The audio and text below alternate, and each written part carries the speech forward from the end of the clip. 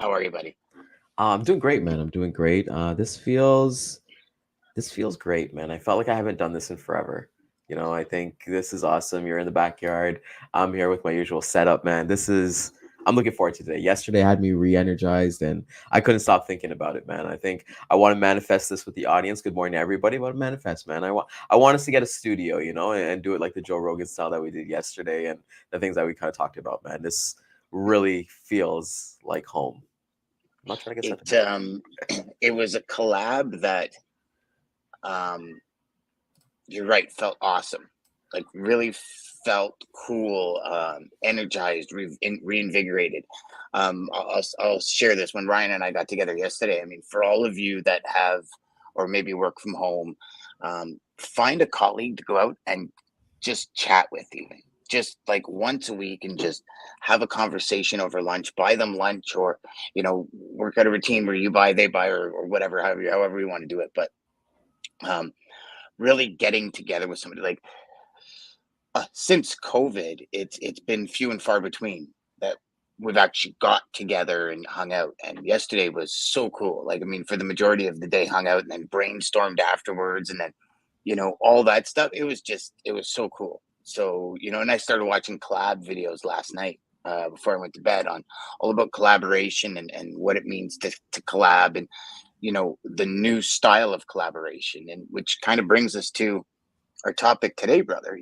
Building a business from scratch, especially in a down economy like we are today. Before I went to bed, on all about collab. And I think that's such a great conversation for right now, right? And I think even for us, when we're kind of looking at different things, building a business at down, everybody is using those excuses, Dan. So let's get right into it. Building a business from scratch in a down economy. What are some thoughts that jump out to you right away? Well, the first thing that I think of is kind of one that a lot of people say, and it's so true. There's never a good time. Mm, Like we can always play that game with ourselves, that now is not a good time. I'm just recovering from this. I'm just doing this. Oh, after I do that, then let's do this. Oh, you know what? No, no, no. Let's wait for the summer. Like, salesmen out there might be thinking to themselves, well, I'm not really getting a hold of anybody. I'm getting all these out of offices. I'll just like hang tight for a couple of months, and then I'll start selling. hmm And I know that was my thought Yep. for a couple of years when I was in it. It's like, I played that game because I love winter. I love snowmobiling. So I typically want to take a lot of my vacation during the winter. Mm, Um, Summertime, it's beautiful in Southern Ontario. I'm like, why would I want to go anywhere? Like, why would I want to do anything else besides hang out? We got beaches within an hour of us, like, all this stuff. Um, but what we do now sets up 2, 3 months from now. yes. And I think it's like that in any business. The effort you put in today is not necessarily rewarded today, it's rewarded later on. And just because it's a down, I mean, listen, Ryan, here's the thing. In the almost 30 years I've been in logistics, man, I've lived through some horrible times. And you adjust.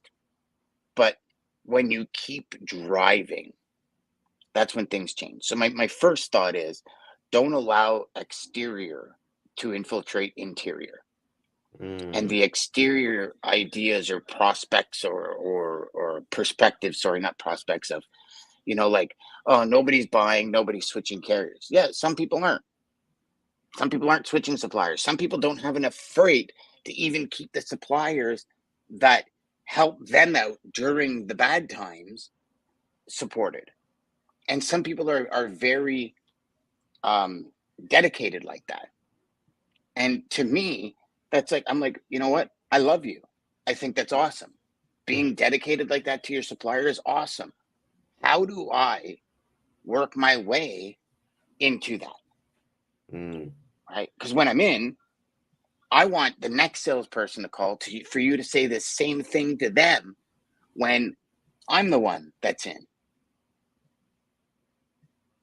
And I think, when you say something exactly like that, you're bringing in yourself into value. And it goes back to what we kind of said yesterday of like, hey, when you thought of like those one call close customers, they're doing that with everybody. But if you give them, when you're putting it back on them and giving them the answers, I think what I've learned yesterday was like, don't assume anything.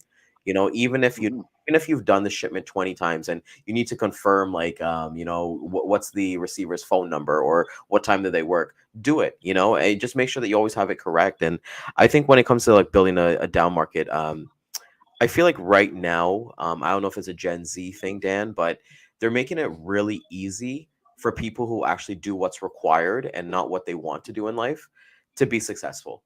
And when I say Yeah. that, Dan, I've been doing quite a bit of reading. I'm still reading things about like quiet quitting. Now the thing is loud quitting. People just kind of giving up and living life to their own terms, and kind of doing what they want to do, and I think there's a common conversation that usually happens when you meet people from different backgrounds saying that, like, it takes 6 to 10 years to become a doctor, to become a lawyer, to become all those things.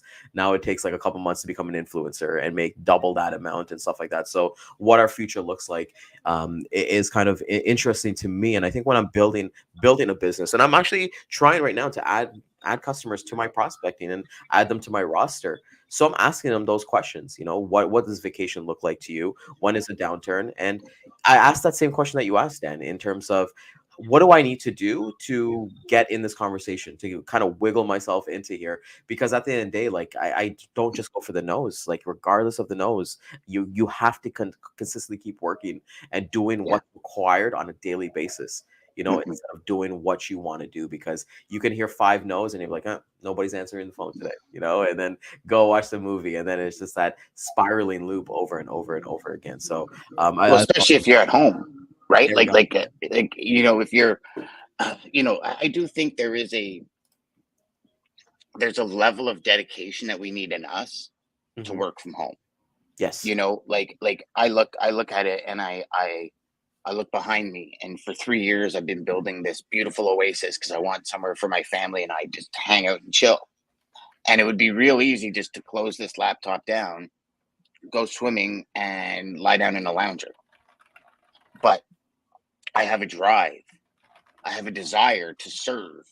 Mm. And over the next couple of months, we're actually bringing to the audience how we're building a company, and we've got a couple of partners in, and we're building this company in a downturn. And there's things, everything happens for a reason, Ryan. And I do believe that, and I'm a wholeheartedly believe that.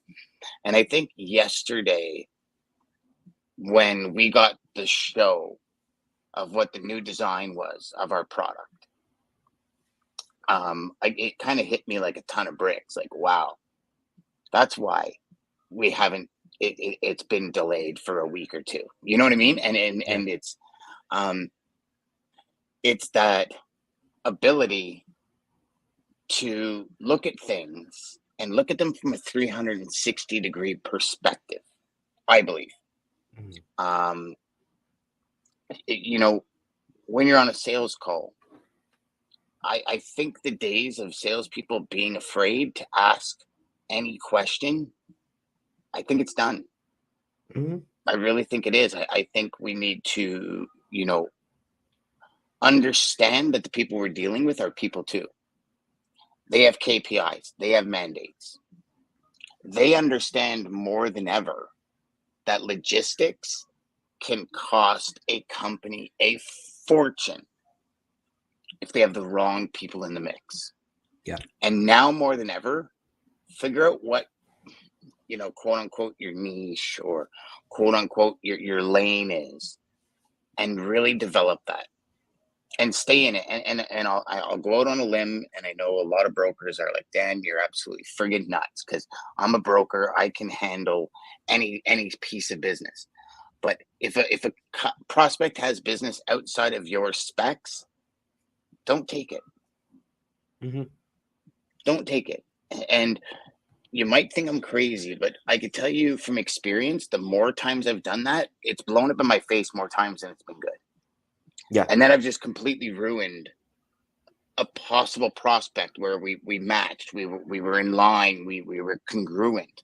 And I think that that's a big point that we have to see. Like, the second thing I look at is I look at this idea of social media. What are you using it for? Mm. And I know, building a business from scratch in a down economy can't be talked about in 30 minutes. But everything you do in a day, every post you make, every phone call you make, every email you send out, what's the intention? Like, how many of you sales reps out there really think about the intention before you pick up the phone? Yeah. Because I think if you're building a business, the intention has to be there more than anything. Like, why are we doing this show? There's an intention. There's a purpose for it. And that purpose evolves over time. It's not the same purpose it was a year and a half ago when DJ and I first started doing daily shows. Mm-hmm. It's different. The purpose is different now. And in 6 months, the purpose will probably be different again. The underlining message is always going to be 10,000 sales reps generate $1 million GP, but maybe that message is going to turn to, now that we've done 10,000, help 10,000 generate $1 million, why don't we try and help 20,000 do 3 million? Yeah. It always kind of changes from when you kind of achieve those. We always kind of talked about, you don't get to a certain place and then you kind of stop, right? You do stuff, you learn from it, and then you scale it, right? And I was doing while we were doing this, we were deciding to do this topic this morning, Dan. I was doing some research on, like, companies like starting businesses in a recession or like in a down economy, and there was a couple of key points that came out to me that I thought, this is such a way for us to maximize as a sales rep, and I want people to. For our audience out there, we kind of use the word sales rep, but I really want you guys to kind of shift that mindset and think of yourself as an entrepreneur, because you are an entrepreneur. Regardless if you fly a flag for a different company or if you're a business within a business, which an agent is. But when you look at something like a down economy, right? I look at things that, hey, might be cheaper. So maybe it's time for me to invest in things that are going to make me get forward once everything kind of comes across. Like, if I understand that I got to do research on this one course, and that person is kind of like that teacher is just like, okay, well, it's down. Let's have a sale, or something like that. Or if I need to have like a updated computer to make sure that I can be at my best place, this is the best time to invest in those things. And one of the other things that I think that is really important is that when we look at our incumbents, our suppliers, we look at our customers, our existing client base, they're vulnerable right now, right? So they need that reassuring that you're going to be there and not fly so you're not going to fly away from them or anything like that. Because I've had so many customers, you and I both know this, during COVID, it was so easy to get customers. Like, I had customers that I have emailed, not one reply. I've called, not one pickup. I've never spoken to these people, but I've at least touched them at least 20 to 25 times, sending me emails. Hey, Ryan, we had you on file. Can you look into this for us? It was like, how did you get my information? Yeah, we have it on file and things like that. But like, now it's the complete opposite. So we've seen where carriers or brokers, whatever, they've left the customer for higher ground, and teach their own. I have no problem with people making money, so I'm not one to judge anything. If you can go make $1,000 here and you can see it's long term and it works for you, good luck to you, buddy. But anyways, your customers are vulnerable right now. So what you do right now is going to say so many things. And building new customers, even if you have zero customers know that when you're with them and you're working with them, especially in a down economy, when the tide turns, because Dan and I and everybody in the audience have seen it, this doesn't last forever. They're going to be able to like look at their supply chain and be like, you know what? Dan was there for us when he was there at the bottom. Let's start rewarding him. Let's bring him to the oak table, as other people kind of say as well. So, this is a time for opportunity, I say, regardless if it's a down economy, an up economy, it doesn't matter. There always is an opportunity. It's really up to you to understand, like I said in the first comment, was, are you going to do what's required to build a business and live the life that you really want to live? Or are you just going to do what's kind of like, maybe I'll bang on some calls today. Maybe I'll watch some Netflix. Maybe I'll do some things. Yeah. Same thing with social media, right? What is your intention with social media? I personally don't post on LinkedIn anymore because I'm not really a fan of LinkedIn. But with that being said, hey, when we develop our product, when I kind of want to build a personal brand, because that's the real reason why we post, right? To either connect with people and build that personal brand. Maybe I'll start posting it to a little bit more. But if you were to go on my Instagram, if you were to go on my TikTok, if you were to go on my Facebook, you'd see I post really high content on there. That's because like I talk to people. I like the people there. I like the social circles that I'm building within it, and it's paid me duo 10. So I hope LinkedIn becomes more of a business connecting format instead of complaining about high rates or complaining about non-competes and non-solicits, because I'm Well, sorry, actually, man, I got more to. they changed that algorithm, and they've made a change now. So I don't know if you noticed, but it was It's two still the weeks same ago, I for think, me. Yeah, sometime. it's still the same for me. Yeah, Yeah. it's apparently business content is going to be brought to the forefront. But that brings us to another point: is, and Ryan, you and I are talking about this right now as we launch Bridger, as we start to build this. It's like, what is that word value? Mm. What does that mean? And how does value come across in creative? How does value come across in words? And like one thing we talked about yesterday was, what do we solve? What do we fix? And it's not, and going back to the basics, people buy for a solution. Mhm. It's very, very simple. Like sales at its core is simple.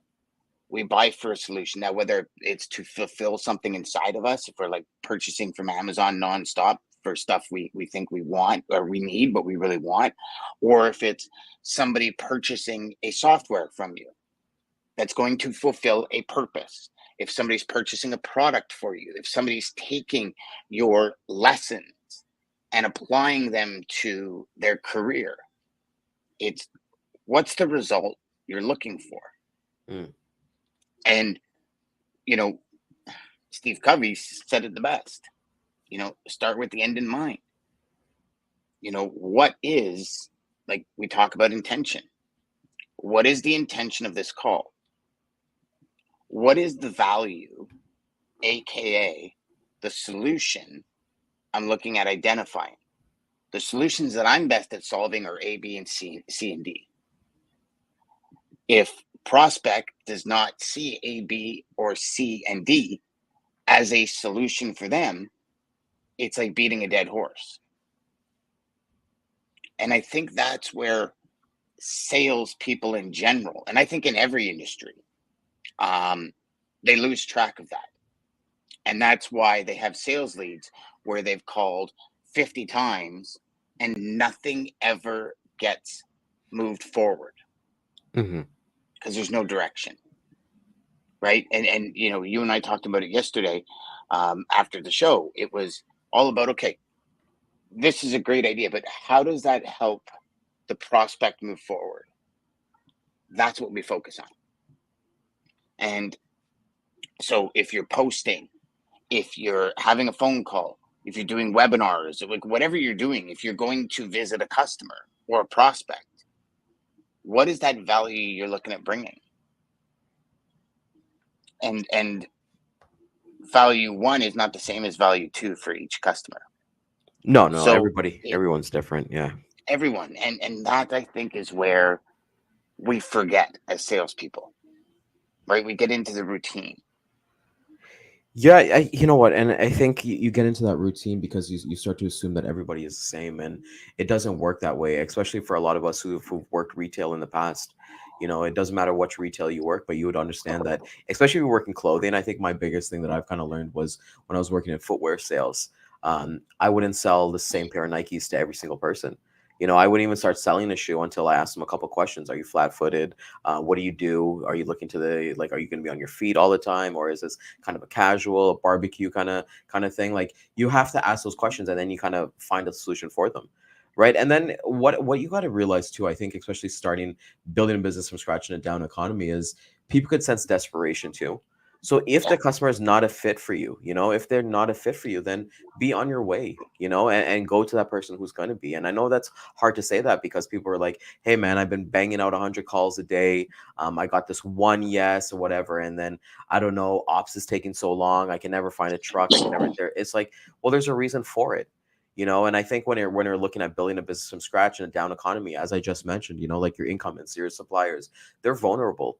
How many reps out there are, well, actually, let me change that word, reps. How many entrepreneurs in the logistics are going to suppliers right now, finding out what their true capacity is, and then selling on that, and then making your funnel or making your filter, whatever you build, impeccable, because the people who you catch in your filter, your funnel, they're the people who actually fit what you're actually trying to sell.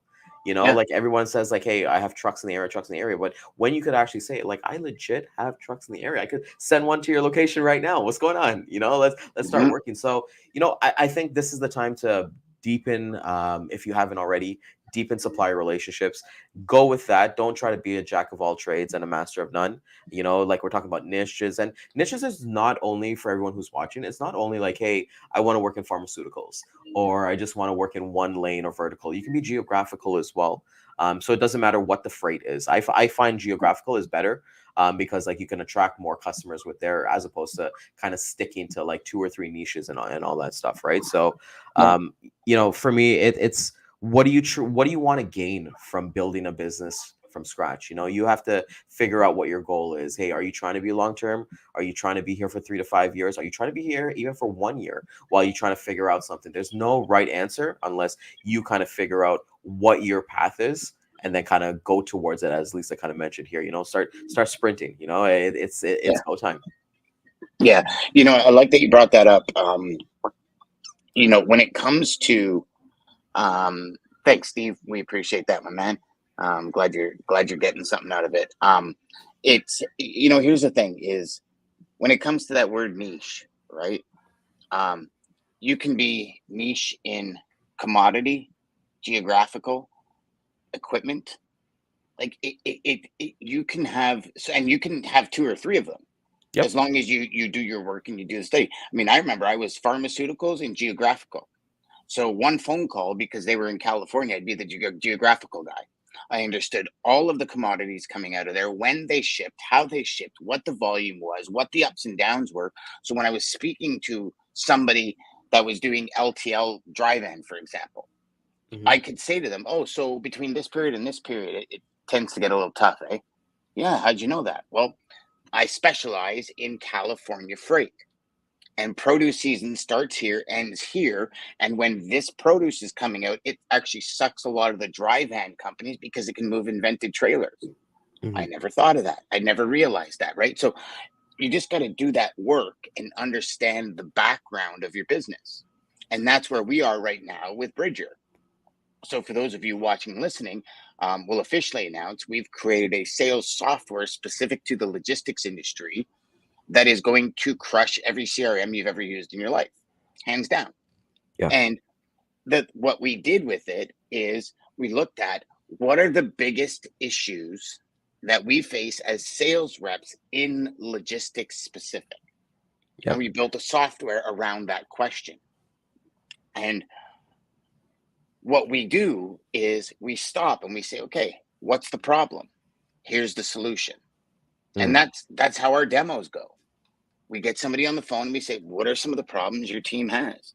Well, I don't know. Well, if you want, have the question, have the answers, have them answer it. And then why don't we get together and I can show you within 10 minutes how it can be solved. And, that's the sale. It's as simple as that, and not easy, but it's simple to say. And it's a matter of yes or no, right? No, I'm not interested. We're locked in for a contract. Thank you. Have a great day. Because the thing is, we'll never convince somebody to use us. Yeah, ever. Exactly. Ever. And I think we oftentimes as sales reps, we try to, because, oh my God, if I get this guy's business, like that means really good commission for me. Yeah. And let's call a spade, Ryan, right? We still think of money. People say money is not important. It's just as important as air. Yep. It really is. And it's whether it's for experiences, whether you want experiences in life, whether you want stuff, whatever it is, money is important. But money is a direct reflection of the service and value you provide. And I know, the word value and the word service and all this, but in your lane, that's important. There's people out there who their lane, good friend of ours, Drew, his lane is Formula One. I have a friend a colleague who was baseball. Yeah. He makes millions every year on talking baseball That's it. Drew talks Formula One all day long. So he didn't even choose one of the three niches we talked about. He He chose made his own. people, Yeah, he made his right? own. Made his own, Yeah, he made his right? own. And He chose a specific type of person that is his ideal customer. Doesn't care what kind of business they have. If you like Formula One and if you want to play Formula One after hours on video games and live and go see Formula One races, he's your guy. yep. Right? Yep. Because why would you not want to hang out every day with people you like as opposed to people that are, you're just there? Like, Yeah. call a spade, man. Like, our work time takes up the majority of our time.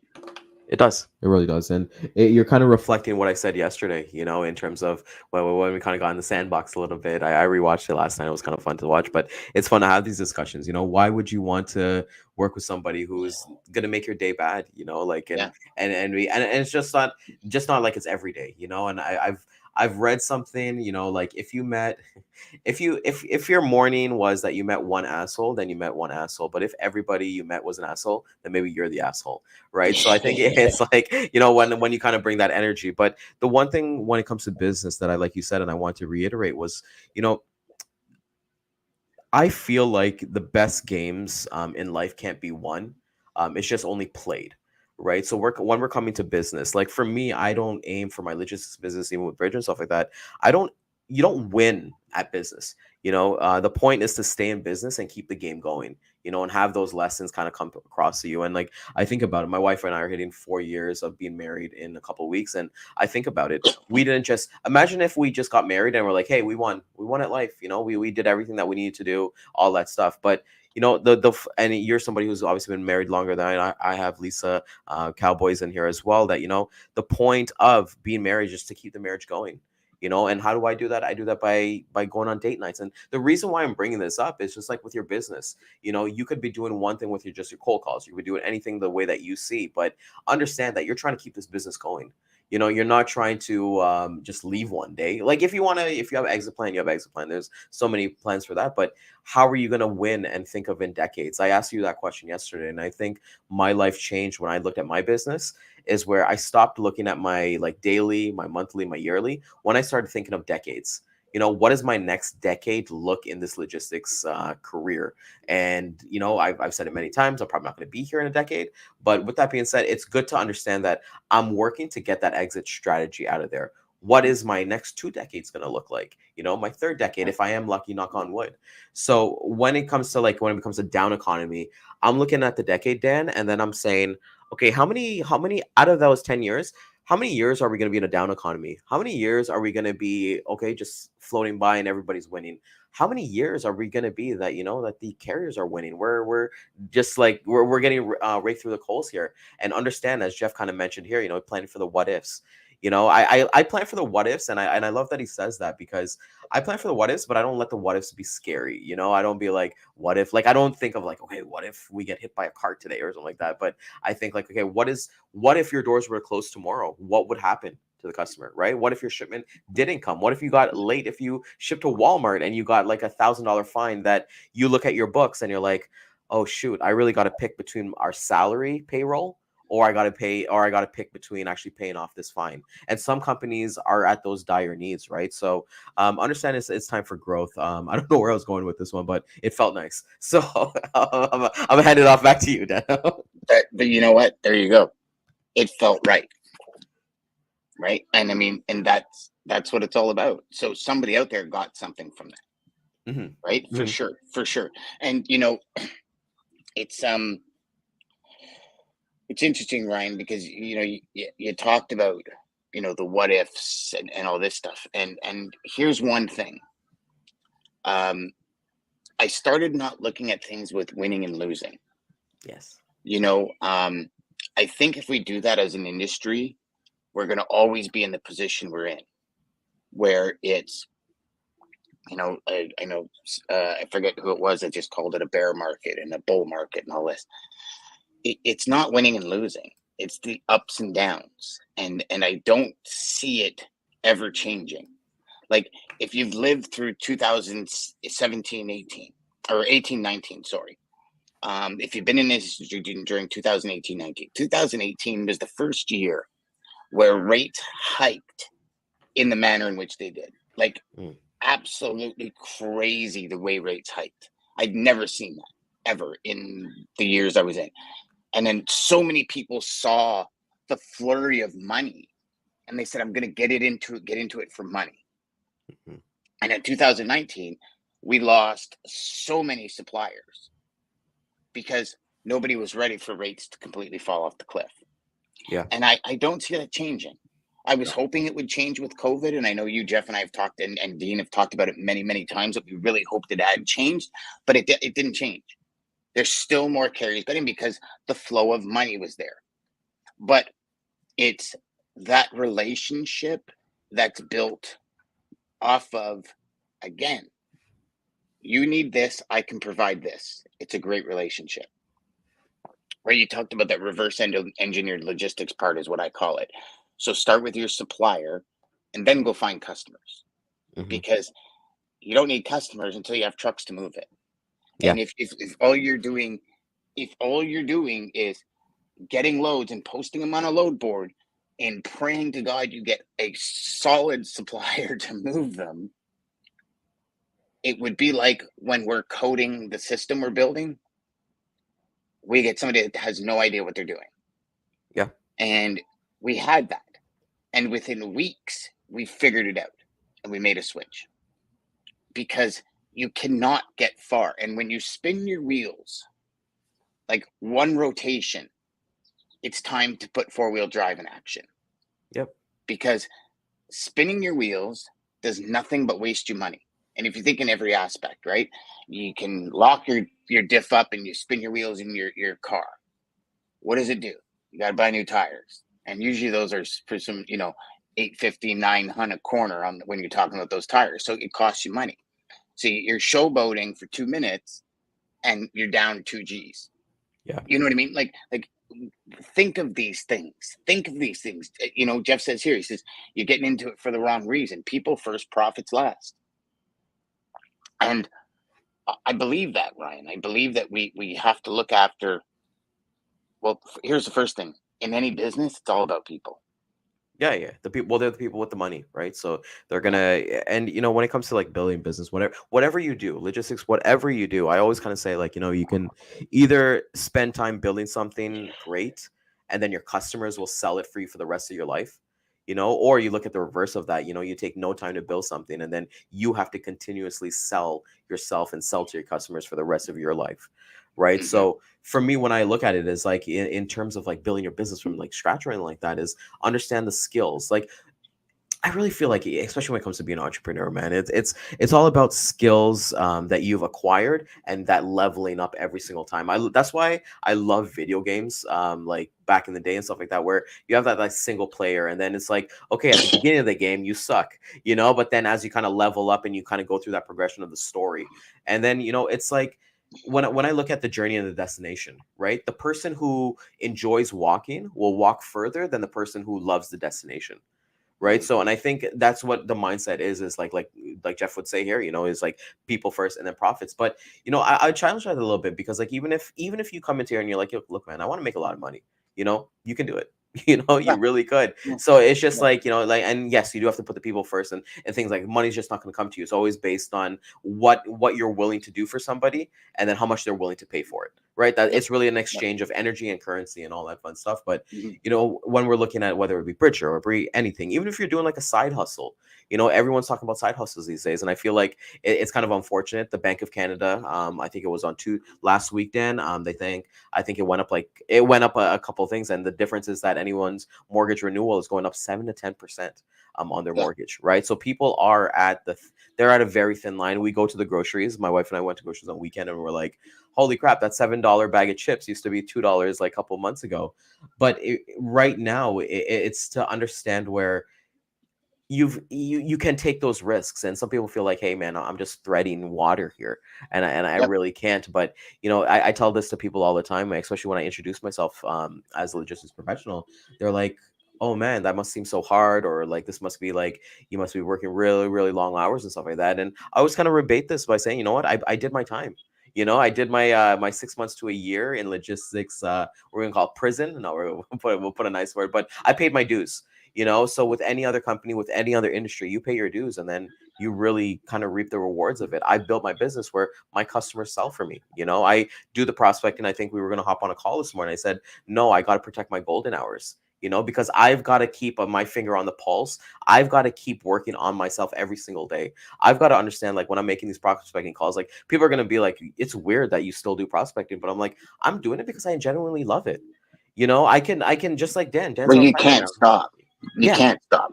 can't. You can't stop. Like the fact that you love it is great, Hmm. but you can't stop. And the thing is, here's Ryan is I'll play with you in the sandbox here for a bit because you're still putting in your dues. It's just a different type of dues. Like you Yeah, moved from Cubs to Boy Scouts, right? Or whatever. You yeah. leveled up, and the dues is different. I know. Here let's throw out some. Let's throw out some major value for everybody watching and listening today, either now live or on the replay on podcast later. So, share with us your top 5 pieces of your framework to start a business from scratch. I like that. Let's pop that as a question. Yep. What is your top 5? Your top 5 what?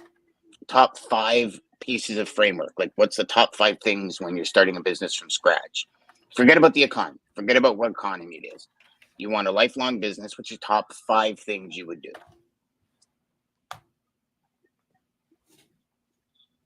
Okay, let's pop this on the screen. So, Okay. I want to think about that a little bit. You want to take a stab at this, or you want to? Sure, I'll go first. Yeah. Yeah. So number 1, I would figure out exactly who my ideal customer is. Mm-hmm. Okay. So in order to do that, I look at it and I say, okay, if and I'm talking, like, when I talk 5 pieces of framework, these can be big 5 moves. They can just 5 things you would do. Whatever. Yeah, whatever. Yeah. Yeah. Because I think we can get really nitty gritty with it, or we can go broad, right? And I'd Yeah. rather kind of go right in the middle where we're not eliminating certain people from the project or from the conversation, but we're also not getting so broad that it doesn't help. So number 1 is, who is the person I serve the best with my service? How do I do that? Is number 2. So if I'm serving a Ryan who believes in relationships, who cares about price but doesn't really care about price, who wants to be in the know but doesn't want to spend hours a week researching the know, how do I serve Ryan? That's my niche. Okay, so I've got my client profile and my niche, and they're so intertwined, right? With those two, what are 2 to 4 pieces of the puzzle that I solve the best? That's all you need. 2 to 4 pieces. The rest comes. That's 3. 4, what am I committed to doing daily? And that goes back to what you said, where you said, hey, 8 to 10 is my prospecting time, when we were trying to get on a call at 9:30. And that's the schedule I'm talking about, is every day this show's on at 11 o'clock. Yep. So if education is part of what you need to do, which is actually number 5, is, are you going to block off 11 till 11:45 every day to watch the show? Yeah. Because this might be where you get it. And number 5 is, I do it for everything. I draw a mountain here and a mountain here, and I draw a bridge. And how do I bridge that gap? And it's really where, like, a lot of what we're doing came from. My education, understanding, how do I level up? What do I do? Like, what do I need to learn? And I literally draw the bridge, and I draw arrows coming off, and I say, okay, I need to learn this. I need to learn this. I need to learn this. I need to learn this, because I'm here in order to meet my big objectives. And I'm trying to get this right. So this is all backwards on me.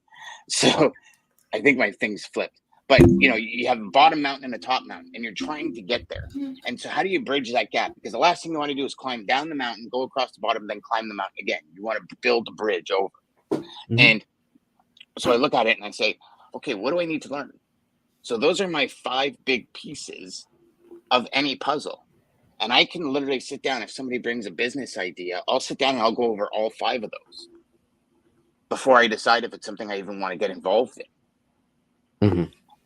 And for me, those 5 are the key points to everything I do. Is, does it align with that bridge?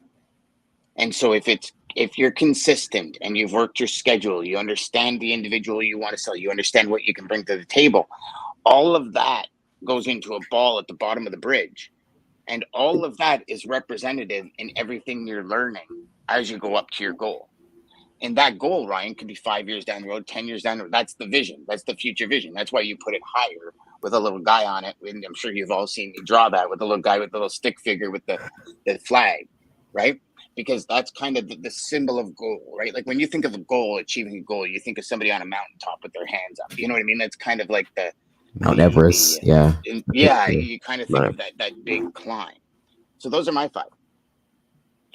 Yeah, I can agree with some of those.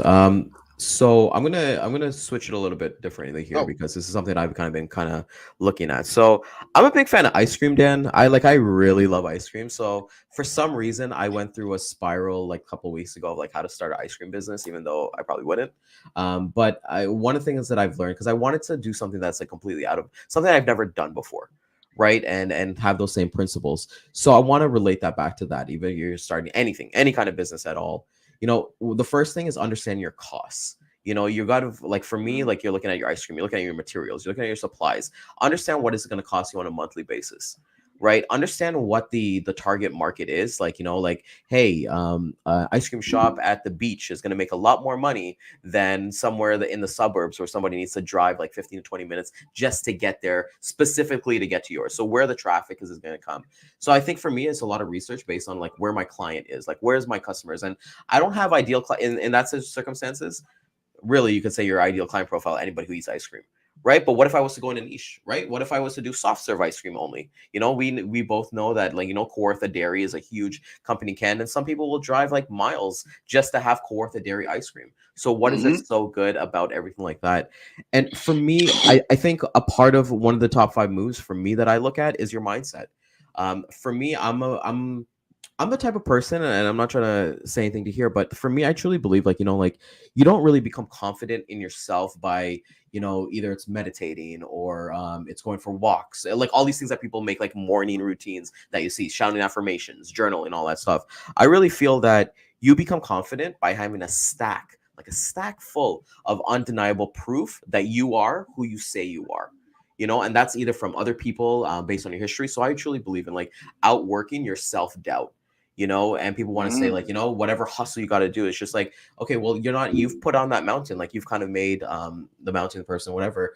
But in there is that hustle, that grit, that reason why you want to do this, whether it be like for money, whether it want to be that you want to help people, whatever you want to do in your life, you've got to figure out that why and have that mindset. And I think, Simon Sinek says it so much, and everybody knows about it. Everybody should have read Start With Why anyways. But even if you haven't, do a quick synopsis of it. Like, if you're not a big reader fan, just figure out what that is in your life. But for me, when it comes to business, is understanding who my competitors are, understanding who my target audience is, understanding what my costs look like, and understanding, thinking of in decades. Okay, what's going to be different? Because Dan, I don't know.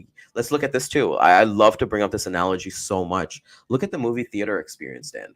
Look how much that has evolved over the years that we haven't noticed. I know for me, going to the movies in the 90s was, okay, you go to the movie theater, you get your popcorn, you get all that stuff. Now we've got things like VIP cinemas. We got things that with like seats that shake to make a better experience. But what are you doing, Dan, at the end of the day? You're still watching a movie. You're still, the movie had like the actual viewing the movie hasn't changed. So I think of the same thing with ice cream. I think it's even the same thing with logistics, man. Like people want to talk about like, we did faxes, we did load boards, it doesn't matter what it is. The same way that we transact is by people buying from people that they know, like, and trust. It's really that simple. So it's not going to change at all. It doesn't matter about the trucks. It doesn't matter about who's gone bankrupt or whatever it is. It's always that same like that transaction of value for time. It's funny you bring up movies because they are now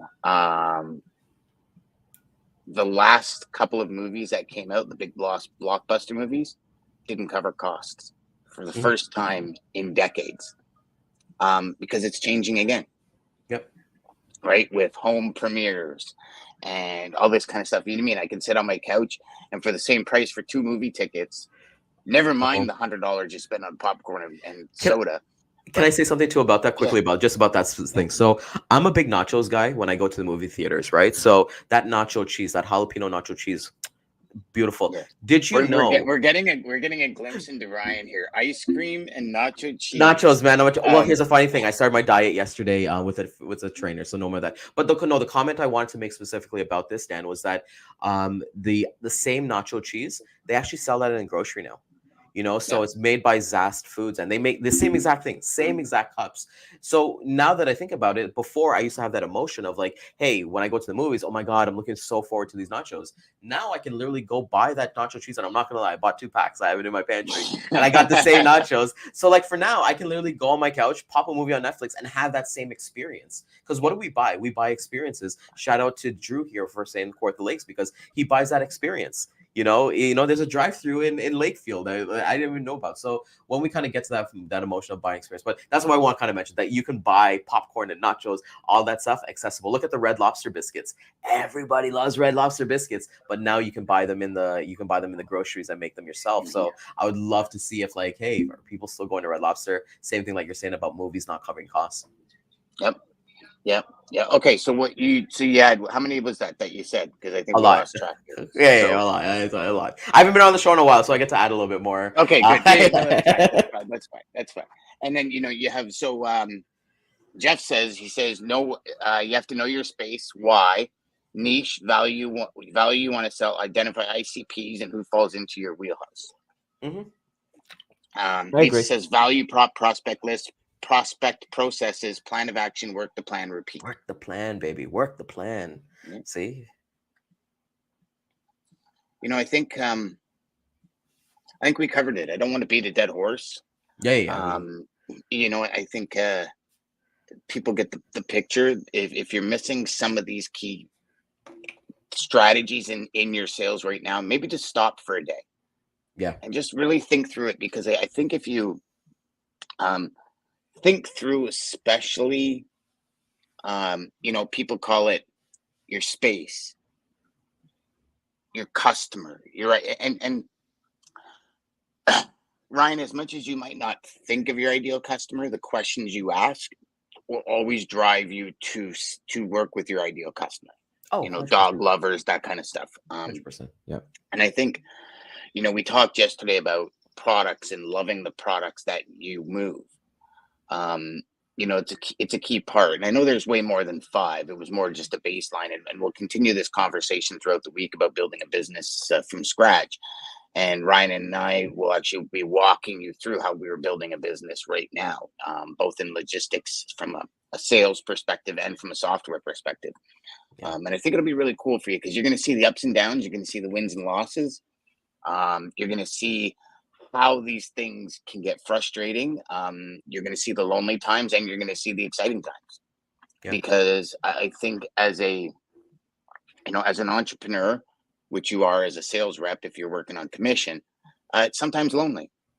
It's sometimes a very lonely walk to your goal. And I think at that point, it's, like you look at it and you say, oh man, I got sales to do today, got a meeting to do today, and some of your buddies might be out golfing.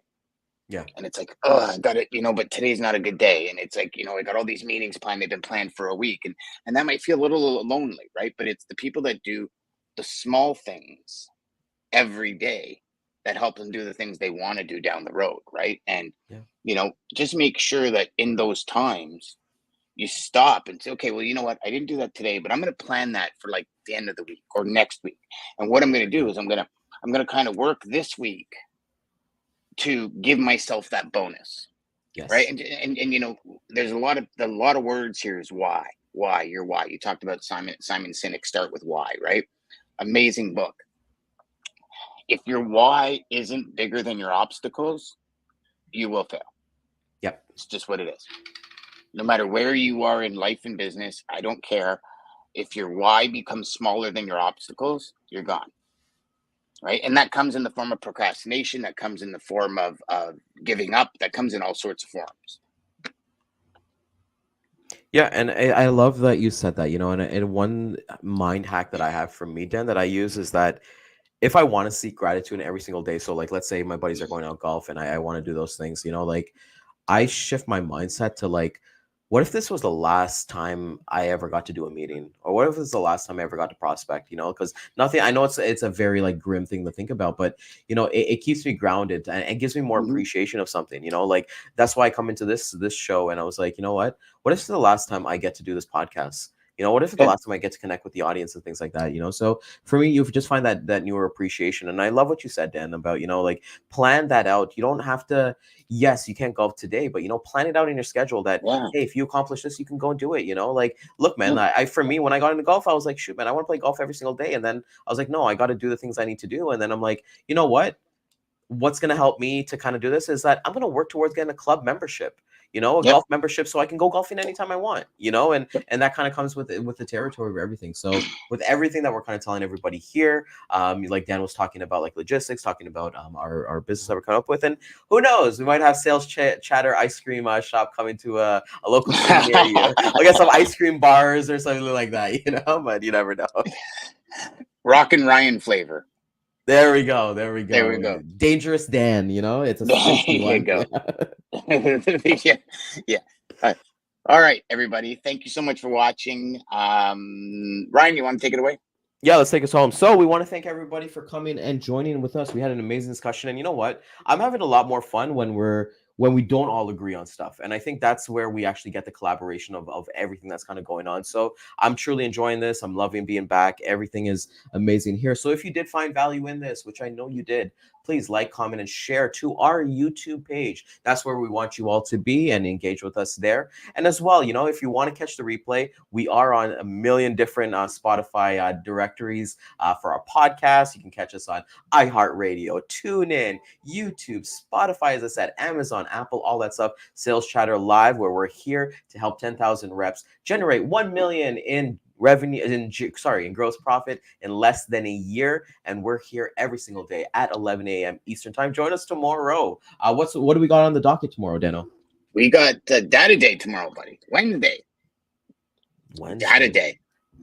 Oh. Yeah, we're going to be looking at kind of what impacts we've had with the strike now being over, the backlog, and what it looks like. And then we're also going to probably end the conversation a little bit about kind of what's going on with Yellow and what happened, what it means. Probably another conversation quickly about the what's going on with UPS and kind of what that meant. And actually, it'll be interesting to see, because last week Dean was talking about kind of that line that a lot of shippers use, where leading up like kind of 14 days before they start moving their freight to a different market. So it'll be interesting to see what the spot market did this week and towards the end of last week, because that was one thing that Jeff, Dean, and I last week were saying, keep an eye on that, because it was kind of right on that threshold of when people were going to start moving. And at that point, nothing had been resolved in BC and nothing had been resolved with Yellow or UPS.